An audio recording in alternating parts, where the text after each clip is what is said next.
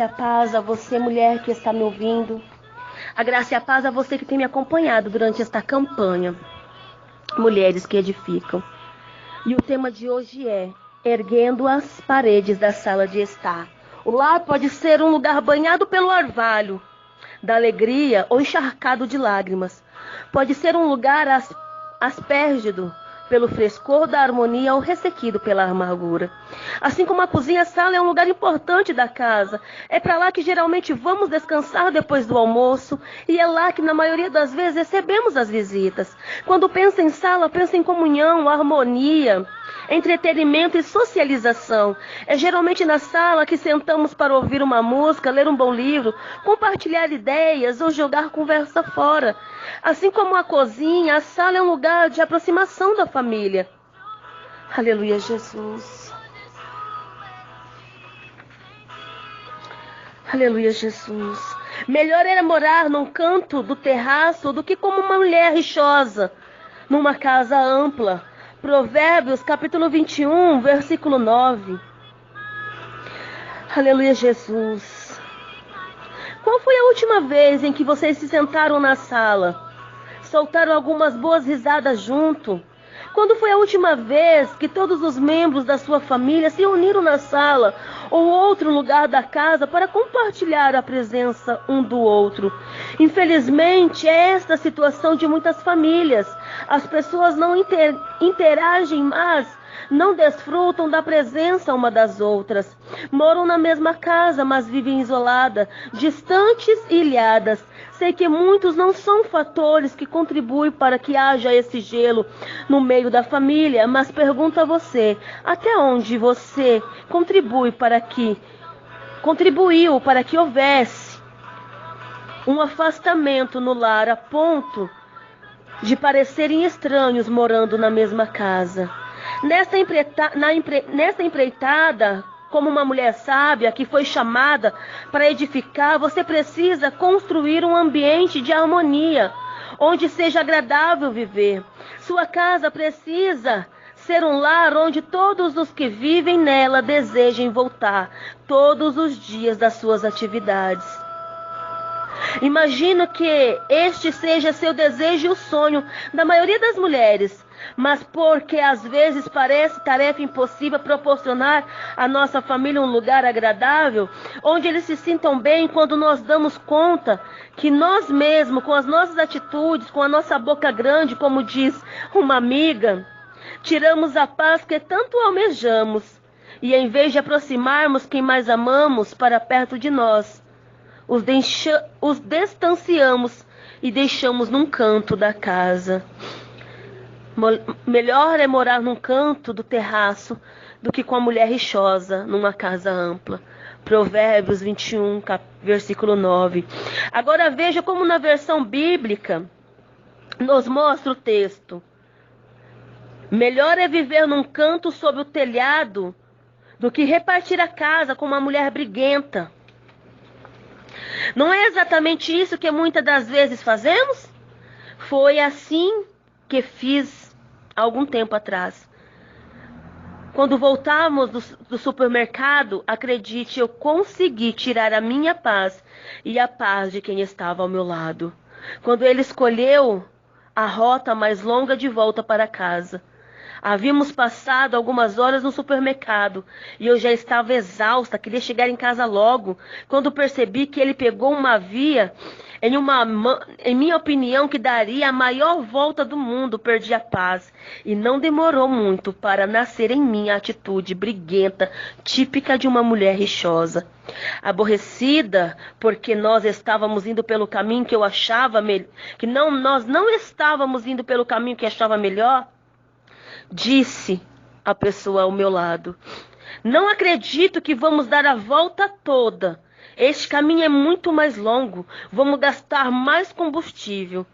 E como goteira em dia de muita chuva, comecei a gotejar. Deus tremendo. O gotejar contínuo no dia de grande chuva é a mulher rixosa, e em outros são semelhantes. Provérbios capítulo 27, versículo 15. E não me demorou muito para aquele que estava ao meu lado se mudasse para o canto do herdeiro o feriste. Morar numa casa e numa terra deserta, que é melhor morar numa casa deserta do que morar com uma mulher rixosa e iracunda. Provérbios 21, versículo 9.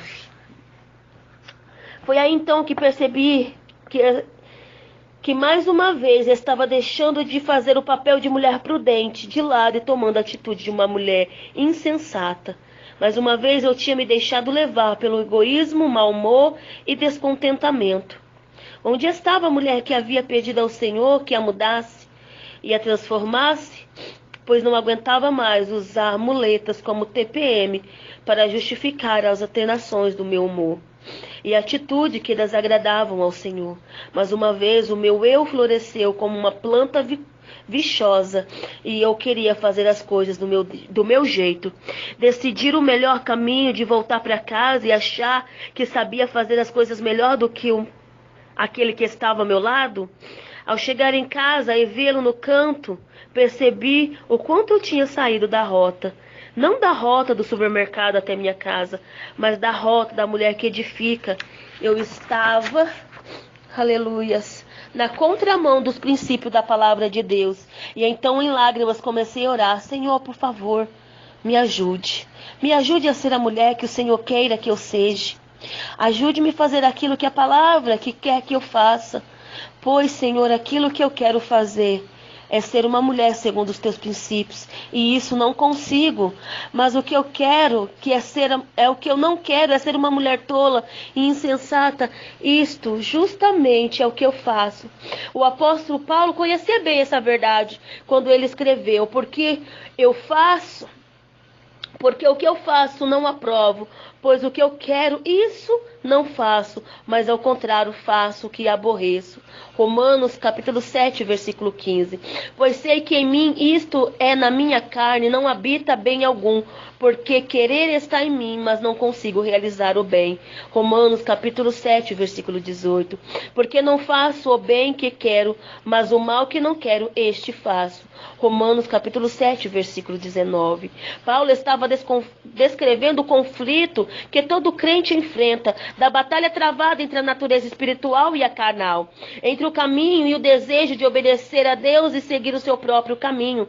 Embora estejamos libertos da culpa e do castigo do pecado, pelo preço que Jesus pagou na cruz do Calvário, não estamos livres da presença do pecado, apesar da nossa natureza espiritual.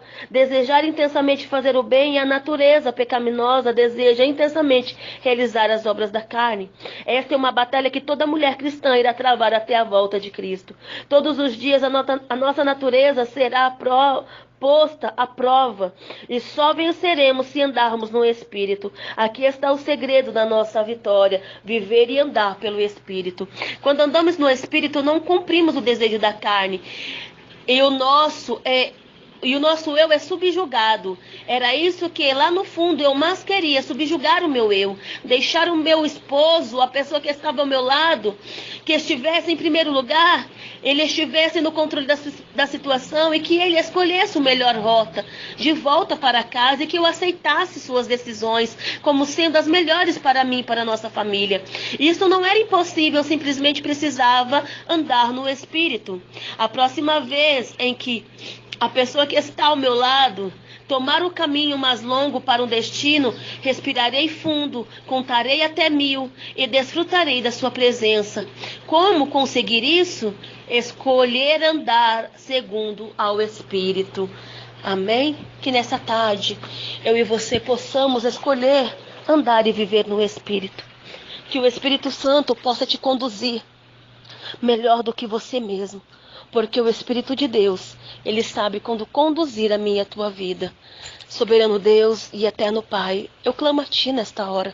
Eu intercedo por esta vida. Eu intercedo pela minha vida, Pai. Porque Tu sabes que hoje me encontro aflita e angustiada. Porque hoje, Pai, por muitas das vezes, por momentos, Senhor, meu Deus, de afronta, eu deixei me levar pela minha carne e não fui guiada pelo Espírito. Mas eu creio num Deus que dá vitória. Eu creio num Deus de justiça. Eu creio num Deus a qual nós clamamos e o Senhor responde. Pai, eu clamo por mim e por esta mulher que me ouve. Nos ajuda a andar segundo o Espírito e não segundo o nosso querer e as nossas vontades. Amém, Jesus.